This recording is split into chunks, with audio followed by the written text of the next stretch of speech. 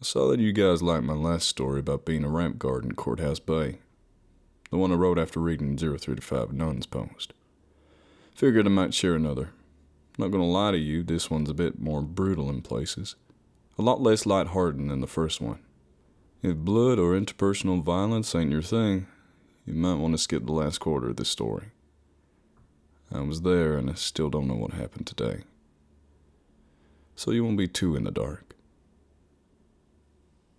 This was a couple years after that night on the ramp, so 2008 or 2009. It was about 3:30 in the morning. Why were we up at such a godforsaken hour? We had a vehicle gunnery range that day, and the Marine Corps likes to start early. We were at the ramp, and no, the kid was not out playing that night.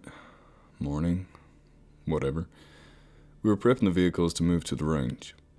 The vehicles in question were AAVP 7A1 Ram RSs, big old tracked amphibious people haulers. Been around since the 70s, but continuously upgraded. They could take the Marines to the beach from a ship, drive up the beach, drop the ass end of the vehicle, disgorge 24 Marines and fight alongside them, providing heavy machine gun support. Sounds pretty fucking cool, right? Total death traps, though. Aluminum skin and a flat bottom make them fairly vulnerable to shit, just about everything. I'll try to include a picture so you can see them. I was sitting in the back of a vehicle I rode on, trying to will myself to wake up some more, just a little more. The back of the vehicle was down and I was watching the Marines in my section prep their vehicles. My driver walked over to the back side of the vehicle and stood before me. "Hey, Corporal," he said in that soft-spoken way. Most boots have that about them when speaking to somebody who outranks them. "What's up, fuckface?" I asked, putting my lack of ability to be a morning person on full display. "You done pre-opping this bitch?" "Yes, Corporal," he said, pulling out a can of Coke Long Cut. He offered me a pinch out of the can. Out of sheer politeness or being a suck-ass, I couldn't tell. I shook my head no, and the boot pulled a pinch for himself and packed it in his lip. "You hear about Bagadick's wife?" I had not in fact heard the current scuttlebutt on Bagadick's wife. Should clear up that Bagadick's was in fact a Marine in our platoon. Also that Bagadick's was a misleading affectionate appellation. Bag was a good guy, but he was hands down the worst Marine to ever squeak out of boot camp. He wasn't malicious in his shitbaggery, and he wasn't a go-to-the-brig kind of shitbag either. He was just a guy who couldn't get his head around the Marine Corps.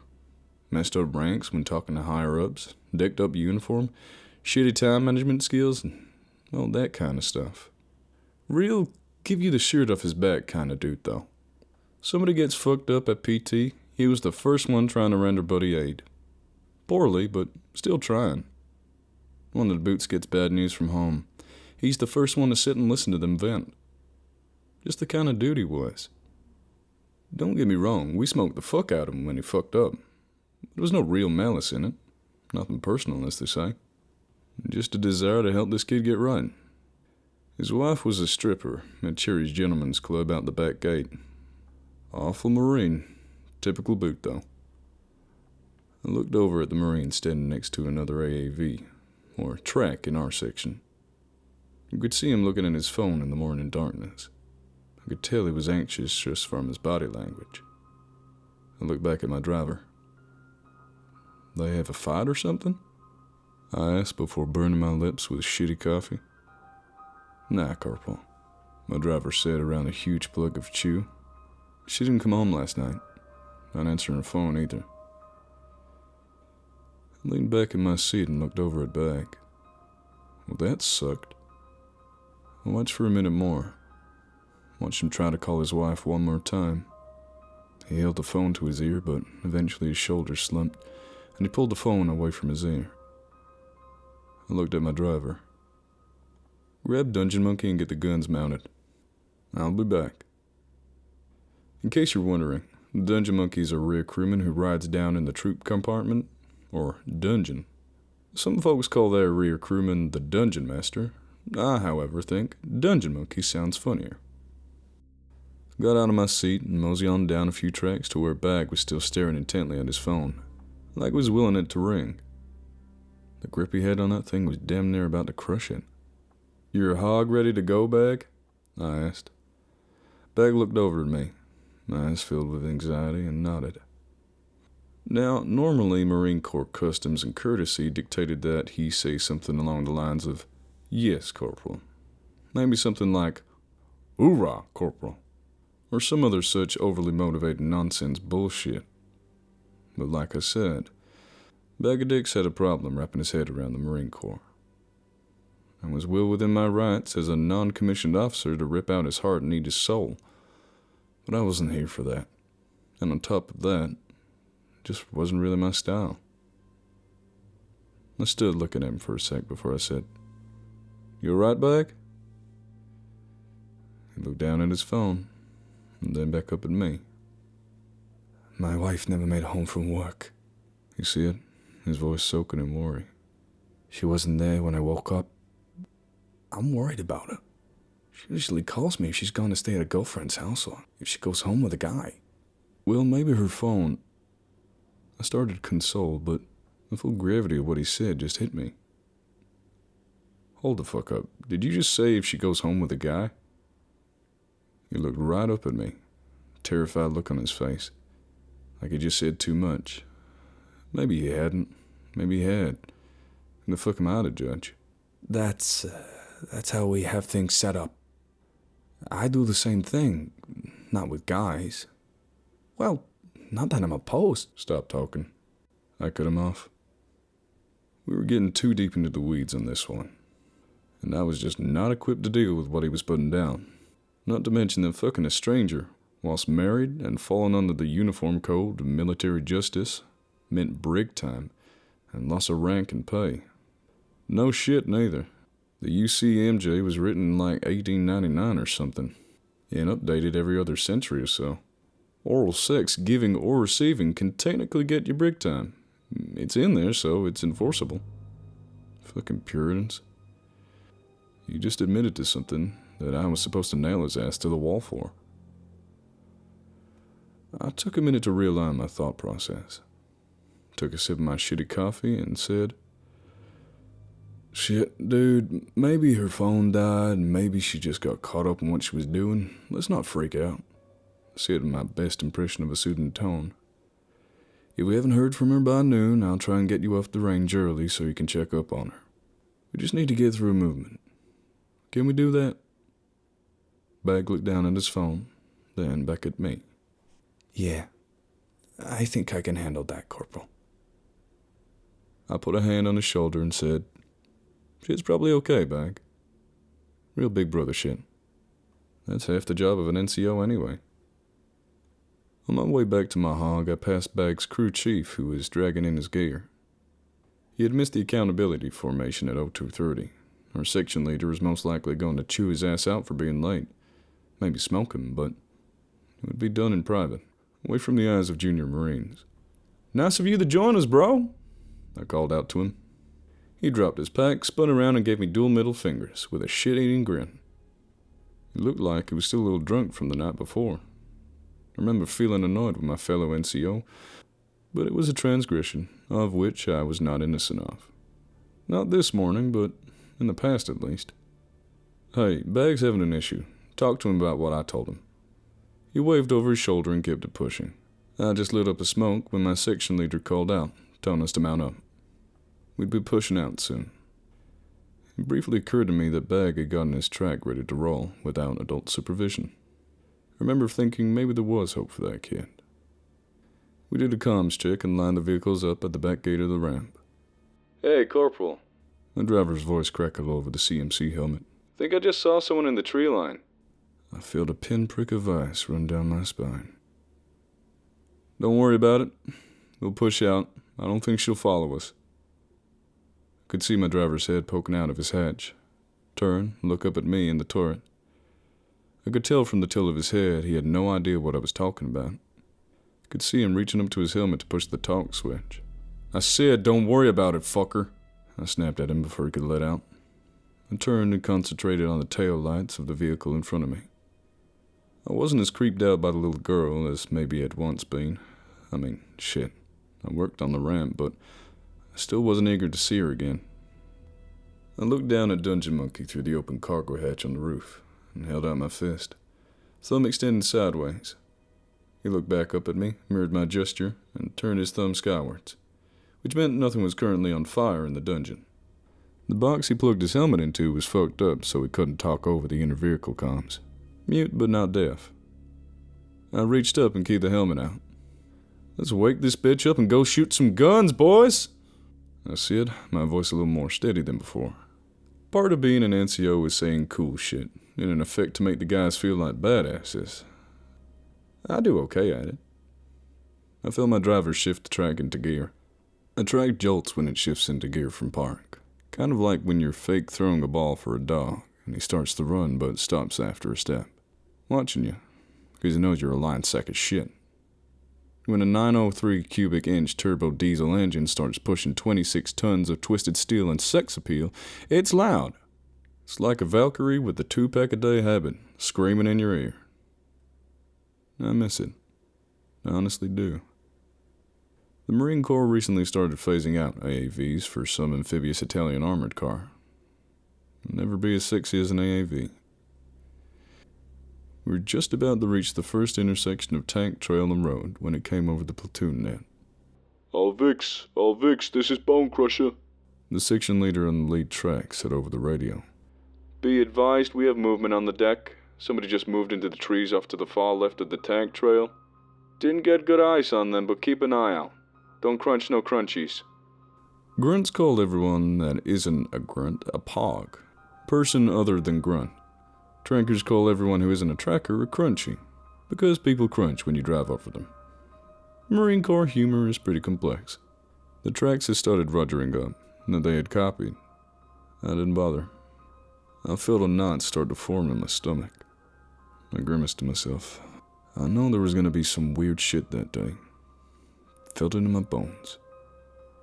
We made the first road crossing where the tank trail crossed over the road, which is actually a bit of a process. You have to push out road guards to stop the traffic, then clean up the crossing afterwards. Tracked vehicles sling a lot of mud, and the Marine Corps likes shit tidy. 2nd Tank Battalion used to shoot across the road without pushing out road guards, even though it was ape law in the Marine Corps. They got away with it, too, until a captain was speeding down a 5-mile road at 1 in the morning. If you ever wondered what a Ford Fiesta would do to an M1A1 Abrams main battle tank, the answer is, not a whole lot. If you ever wondered what an M1A1 Abrams main battle tank would do to a Ford Fiesta, the answer is a lot. That little red car hit that tank engine at 80 miles an hour. It crushed itself and pulverized that captain. They were pulling pieces of him out of the wreckage, not big ones either. I heard somewhere that the back axle of the car actually came through the front seat. Built Ford tough, don't got shit on a reactive armor. As we were crossing the road, I saw movement in the trees across the road. I focused on the area and saw nothing more. I didn't bother calling it up, because it could have been anything. It wasn't worth tying up my net with. As we pushed up the tank trail, I noticed a general slowdown in the process of vehicles. We were still too far off from the next road crossing for there to be any reason for it. "Megaton to Bone Crusher," our platoon sergeant called out to the section leader riding track 1. "Why are we slowing down?" "It's not us, Megatron. We're cruising," replied Bone Crusher. "Track 9 to Megatron." Bag of Dick's crew chief came over the radio, slight slur in his voice. "It's us. Our driver lost his balls, probably why his wife left him. We're picking it back up." I remember getting pissed at my fellow NCO for that. Putting his guy's personal shit out in the air like that, and giving him shit for it. Bag of Dicks was a shitbag, yeah, but he was still a Marine and a man. That sort of thing would fuck with that kid's confidence, not to mention his already shot nerves. Not a thing you wanted on a day where you're going to put him in control of belt-fed weapons. I leaned back in my turret and lit a smoke. Without looking, I shoved a lighter into my pack and threw it back down to Dungeon Monkey through the cargo hatch. I knew he was going to ask for one. Swear I was the only motherfucker who bought smokes in that platoon. I took a drag. "Hey, Corporal," said my driver, his voice in my ear. "I swear I saw someone moving in the woods again. Like it was moving alongside us." "Dude, watch the fucking road. Don't worry about the woods. That's my job." trying to give him something else to focus on, like his job or something. But the fact of the matter was, I could use something else to focus on as well. I looked at the track in front of me. Its crew chief and its version of Dungeon Monkey were both hanging out of their respective hatches, and pointing at something in the woods. Fucking great. We were being shadowed by something. That much was clear. I didn't think it was the little girl, but to be fair, a lot of that shit, I think, is pretty fucking dumb. We were getting closer to the range, and the sun was starting to brighten up the sky. Bright pinks and oranges crept over the horizon. I felt a little better, knowing the sun was coming out. Don't know why. There's plenty of weird shit in the sunlight, too. Unfortunately, when we broke the tree line, right before the last road crossing into the range itself, it was fogged out. Like, seriously fogged out. Not like London fog when you can't see your balls, but it wasn't that far from it either. My body tightened up reflexively as we drove into it. It felt like we're driving into a wall. I remember thinking at the time it was like the fog was waiting to ambush us as we exited the woods. The fog was a real foreboding motherfucker. I hated when we had to do road crossings in low visibility. Puts the guy on the deck in a lot of danger. But we managed to get through it without anyone getting crushed or run over and pulled onto the range itself. We stopped and put out ground guides on one of the vehicles. One in the front and one in the back, to guide the track in tight or dangerous spots.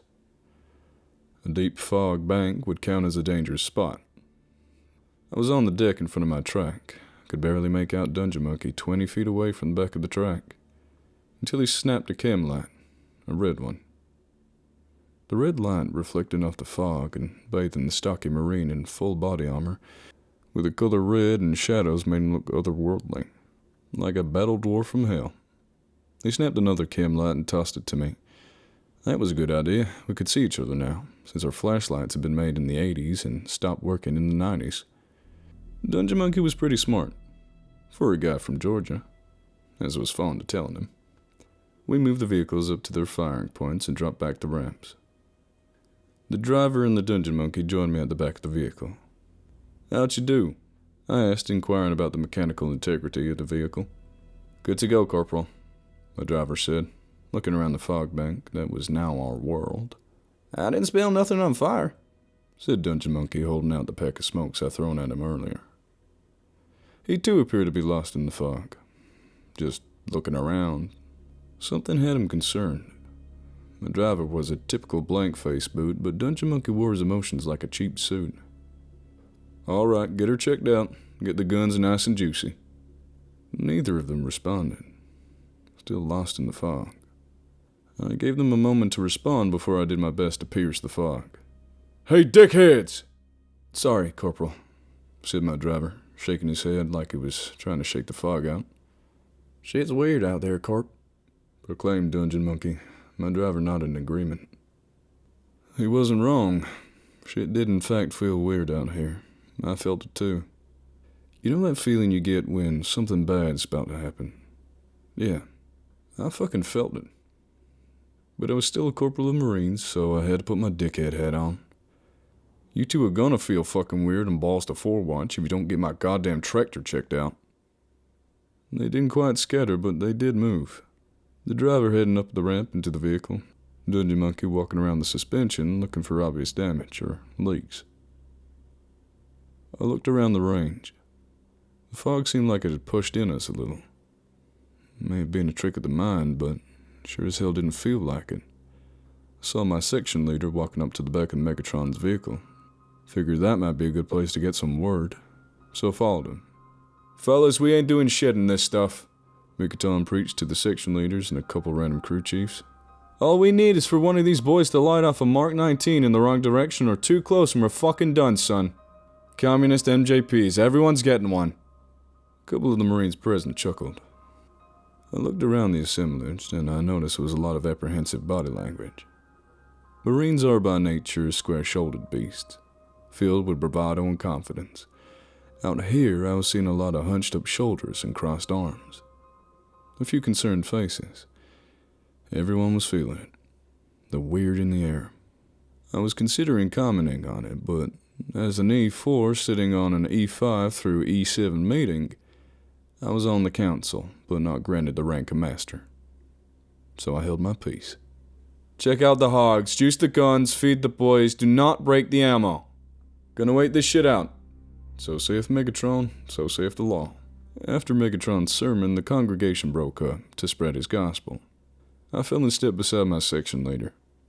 You see anyone in the woods on the way in? He asked me as we walked. Yeah, I said. The hairs on the back of my neck stood up, like saying it out loud just made things worse. The air felt like it got heavier. Don't know why. My crew saw it too. I think they're spooked. I didn't get a good look at them, but my driver said we saw something shadowing us in the woods. My section leader slowly shook his head, more in an exasperated way. I fucking hate this place. You know, we found bodies on this range before. No shit. Yeah, I was Lance at the time, he said, launching into a story. And I'm sitting in the turret, dumping 40 mic into that old tank at the 1,000-yard line. I see something fly off it. Ceasefire gets cancelled. I pull my head out. My RSO is standing behind my turret, looking downrange with his binos. He had a real buttfuckle look on his face. Turns out some recon douchebag got back from deployment and his wife had been cheating on him the whole time. With different dudes. So he kills her, tracks down the Jodies, kills them, and buried them all in the 1,000-yard line. Shallow grave behind that tank. What I saw flying up was a torso. I dug them up with 40 mic. They showed me pictures of the gravesite. HEDP grenades do a number on bodies. Fucked with me for a little while. Kept having this dream that they hadn't been dead, just chained down, watching 50 cal tracers ping off the tank, then hearing the Mark 19 going off before just ceasing to exist. Still have that dream sometimes. Holy shit, was all the response I could muster. Just, holy shit, boss. Sometimes therapy in the Marine Corps is actually just dumping a wild-ass story on someone, just to get it out of you. That douchebag is still in Leavenworth. Last I heard, waiting his turn to ride the lightning. There are some fucked up people in this world. Not every monster lurks in the dark. Speaking of douchebags, I was about to bring up Bagadek's crew chief and his poor leadership choices when my section leader stopped short. I looked over at him. He was staring into the fog. I followed his gaze. There was something moving in the fog. A shadow. I squinted, trying to get a better look. It was a person. Whoever they were, they weren't wearing body armor or a Marine uniform. I remember a feeling of dread washing over me. My body started to tense up. I remembered the tips of my boots digging into the soil like I was about to make a break for it. Total fight or flight response. There's some dark, heavy shit coming through that fog. As it came closer to us, the fog started to reveal more details about our visitor. I was a little ashamed that I recognized her as the stripper from Cherries, before I recognized her as Bag's wife. I'd met her in both capacities, but Bag sure as shit recognized her as his wife, as the anguished wail from the direction of the tracks behind us attested to that fact. It was her, and she was mangled. All of her fingers went the wrong way, her elbow was broken outward, and her arm dangled useless at her side. Her throat was torn open. I would say slashed, but shit, that's just not a strong enough word. Her face was battered, cheekbones bruised, lips split open, eyes blackened. The sort of punishment you see in old pictures of lynchings. It was fucking brutal. Her eyes were dead, no emotion, no spark of life. She looked like a walking corpse. At least she did to me. I noticed that her feet and calves covered in mud. Odd thing to notice, but I did. Bag shot past us, running to her. That snapped me out of it. I shouted for a corpsman as I started to walk towards her. I would have run, but that primal lizard brain of mine was still telling me to get the fuck out of there. This shit wasn't right. My section leader listened to his instincts and stayed back. I really don't judge him for it. There's no way this woman could still be alive. I got no closer than 15 feet before I could take another step. Whether it was my own cowardice or something else stopping me, I couldn't say. Bag got to her though. Nothing held him back, and as soon as he reached her, she collapsed. He went down with her. He put his arms around his wife and pulled her in close. He started to sob, rocking her back and forth in his arms. I noticed that despite her brutalized body being covered in wet blood, none soaked into Bag's uniform. Strange detail to notice, but I did. The mental image of this sobbing Marine cradling his battered wife stuck with me through the years. It's quite possibly the most distressing thing I have ever seen. I realized he was speaking to her, but I could not understand what he was saying. I noticed that her lips were moving too, but her words were not for me. A silent conversation. I felt, more than saw, a platoon's corpsman coming up beside me. He made it about 2 more steps than I did. He seemed to be fighting it, though, trying to push through whatever was holding him back. His teeth were gritting into themselves, and a vein was popping out of his neck. Corpsmen don't know when to quit when life is on the line. Weird shit or not. If we were out there for 1,000 more years, Doc would have fought to get that woman the entire time. But he never would have made it in time. For more than one reason. The woman gave Bags a smile. That was the only time I saw her eyes lit back up. That smile amongst the backdrop was oddly soothing. Like a spotlight in a sea of pitch black bullshit. I felt the dread in the air peel back a little. She reached up with her good arm, her smile melting into a warm grin, and ran a twisted finger down Bag's face, wiping away some of his tears. The palm of her mangled hand came to rest on his cheek. It was oddly tender, given the circumstances. Bags had loved his wife, and she had loved him right back. She drew back a bit and looked him in the eyes. The light died from hers, and the tenderness was gone. No, they were hard. They got real fucking hard. I've seen guys walk out of rooms full of dead bodies with more sunshine in their disposition. I felt the tension in the air ratchet up a couple notches. The air felt like it got thicker. I knew this shit was about to get dumber. Bags locked eyes with her. He leaned in and rested his forehead against hers. He closed his eyes and nodded.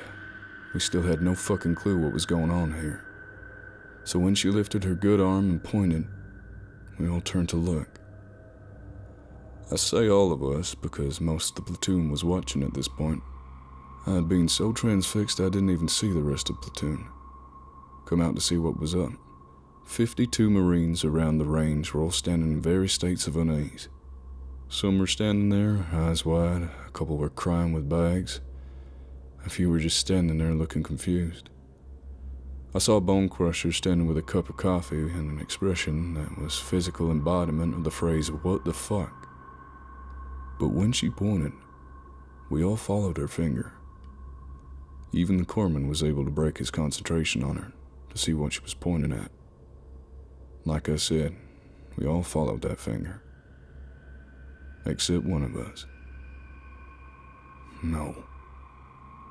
Not him. Bag's crew chief found himself on the business end of that mangled finger. Might as well have been staring down the barrel of a loaded 50 cal. Bags' facial features twisted into a mask of anger I'd never seen on that kid's face. I'd never seen this kid get annoyed. He looked back to his wife. She met his eyes and nodded. He nodded back.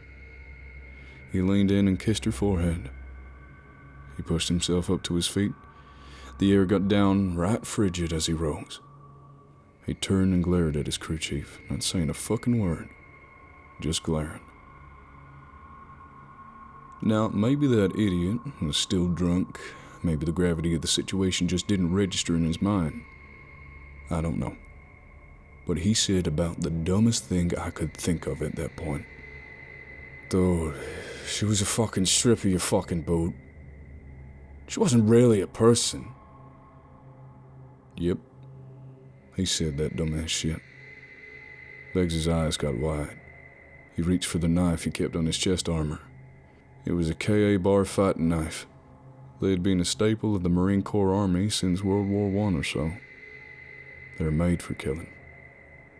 Weird thing to notice, but I did. Beggs started towards his crew chief. His intentions were very clear at this point. The corpsman tried to reach out to him as he passed. Beggs merely stiff-armed him and Doc fell out of the way. Even if you hadn't been there for the last 5 minutes, just looking at Beggs, you could tell what he was about to do. I had to try and stop him, not for the crew chief's sake. Fuck him. I just remember not wanting Beggs to go to jail. I was trying to move towards him. Whatever it was that kept me from getting to the wife was keeping me from getting to Begg. I reached for him, got close, but not close enough. God damn it, Beggs! Stop, motherfucker, you go to the brig! He ignored me. He didn't care, he had shit to do. A few others yelled at him to back down. We were all on Beggs' side on this, and none of us wanted to see him get fried for murder. But none of us could stop him. All we could do was watch him commit murder. Sure, it was a murder we could have all agreed on, of course, but one you could never get away with. When he was within arm's length of the crew chief, he squared up with him. Dude, you need to chill the fuck out.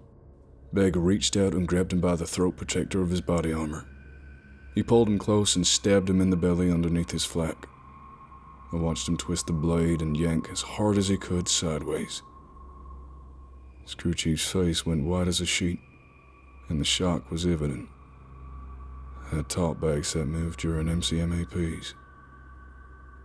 It was surreal watching him demonstrate it on his crew chief. Of course, to be fair, the whole situation was a fucking horror show.